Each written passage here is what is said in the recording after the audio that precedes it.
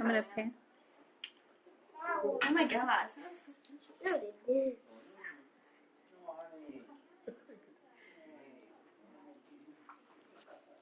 Imagine you are sitting at home when you get a call that someone very dear to you has been in an alcohol-related car crash. Sadly, this is not very uncommon. 1 in 3 people will be involved in an alcohol-related crash in their lifetime. This can affect anyone. Drunk driving is a serious issue and affects the lives of many people around the globe. And yet, this fatal problem can be prevented, but is not given enough attention. I will walk through the dangers of drunk driving, how important it is, what could happen, and also how it can be prevented. Too many people lose their lives because of drunk driving. An average drunk driver has driven 80 times drunk before his first arrest. This year, 10,839 people will die in a drunk driving crash, 1 every 50 minutes. That's less than it takes you to watch your favorite TV show. Every minute, 1 person is injured from an alcohol-related crash. Kids who start drinking young are 7 times more likely to be in an alcohol-related crash. If this keeps up, more and more people will continue to die because of this foolish decision. Drunk driving causes approximately 1/3 of all traffic accidents in the United States. If we eliminated that, we'd have much fewer driving accidents. This is a story from someone whose father was in a driving accident. On February 16, 2005, 2 days after Valentine's Day, my parents, both senior citizens, were on their way to work.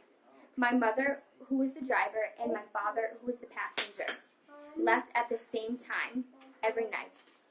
On this particular night, an impaired driver, speeding down the freeway at 95 miles per hour, slammed into the back of their car, ramming them into a wall, and their vehicle spun out of control and again hit the wall, but not before hitting another vehicle and road signs as they were doing repair on the freeway. Due to the severe impact, the vehicle was totaled, and my father was very injured. Here was an active man whose life was cut short due to another person getting behind the wheel and driving. Needless to say, my father passed away 1 year and 1 month later due to aneurysms bursting around his heart, and my mother found him in the kitchen, his head laying on a crossword puzzle book, gone. This tragedy could have been prevented if that man from New Mexico did not get behind the wheel and drive. I met him on the road that night, and as I pulled up behind the accident. I remember his face and the smell of alcohol profusely on his breath. He was taken from us. Many happy memories due to acting irresponsibly behind the wheel of a vehicle. Anyone can be affected by drunk driving. So, what do we do about this? One of the ways you can get involved is to get involved in an organization. There's many organizations that help out drunk driving. One is an organization called MADD, Mothers Against Drunk Driving. Others are ones like the Century Council, IDDPA, International Drunk Driving Prevention Association, SafeRide.org, SADD, Students Against Drunk Driving, DFDD, Doctors for Designated Driver, and TABOODDY,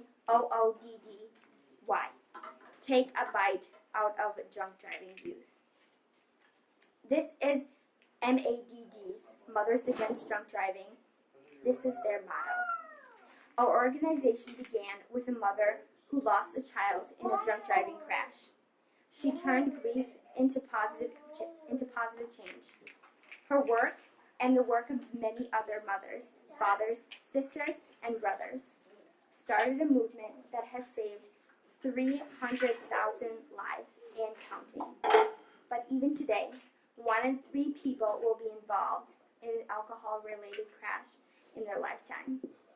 Our children share the road of an estimated 2 million drivers who have had 3 or more prior drinking and driving offenses. With your support, the campaign to eliminate drunk driving will make a further safer for the future, safer for those we love, and end drunk driving once and for all. This can be done in 3 of their steps. Step 1. Support the heroes who keep our roads safe. High visibility laws catches drunk drivers and discourages others from drunk driving. 2. Require convicted drunk drivers to blow before they go. This is where they take a breathalyzer test to make sure they're sober before they enter their vehicle. And 3. Turn cars into the cure. Tomorrow's cars will protect each of us, automatically determining whether or not the driver is above the legal limit of 0.08 and failing to operate if the driver is impaired.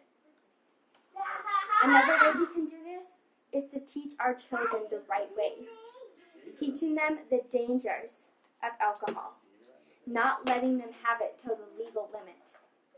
Some of you don't have children, or your children are too young to know what it is.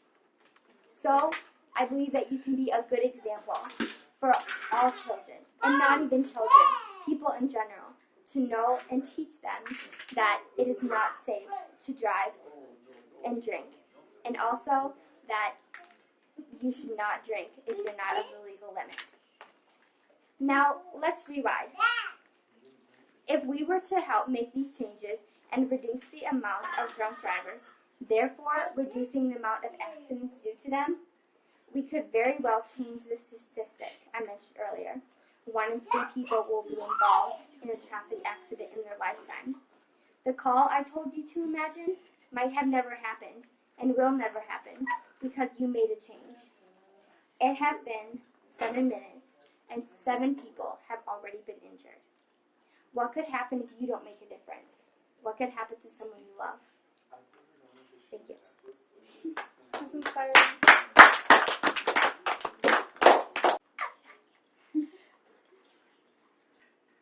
Thank you. Quote, seriously, Marissa, I'm in tears right now. I am. I have such a heart for adoption and know what amazing experiences lie ahead for those who walk that road. You need to hear our stories in more detail if you have this heart. There are over 200,000 orphans out there that need homes. And if you have love to give, they need some of it. I will set up a time for you to come over again soon. We'd all love that. What a sweetheart you are. This message was the very first message I received from Jane Bjork. I met her, and one of the first things she said to me was that she loved me. She has impacted me to go after what God is calling me to do. And with that, I'm eternally grateful. She encourages me, helps me see the big picture in life, and reminds me to love. She encourages me and makes me feel ultimately special. She reminds me that I am a beautiful woman of Christ. Whenever she sees me, she tells me how beautiful I am and how wonderful I am. She is very interested in what I'm doing. Whenever we come home from a vacation, she's always the first one to come up to me and ask me how it was. She wants to know every detail down to the plane ride. That's how I know she really cares. She does this for many other people as well. She wants to know more about me, my hobbies, what I'm interested in, and asks me countless questions about myself, as she does for many people, making them feel ultimately special. She helps me see the big picture in life. She's always encouraging me to go out to missions. One of the first times I met her, we started talking about missions, as I have a heart for missions. She's adopted 4 children, and she loves missions as well. She sat there, eyes locked with mine, and countlessly told me how great I am for wanting to do this, and encourages me in it all the time. She talks about Jesus all the time, and lives them out. I've never been with her where she didn't talk about Jesus. Here's another message from Jane. I am just so sure the Lord will use you no matter where you go, on a missions trip, or camp, or wherever. Really, I believe missions will be in your future for sure. I was thinking what you said on Friday night about being either a singer or missions worker in the future. I have a feeling you can do both.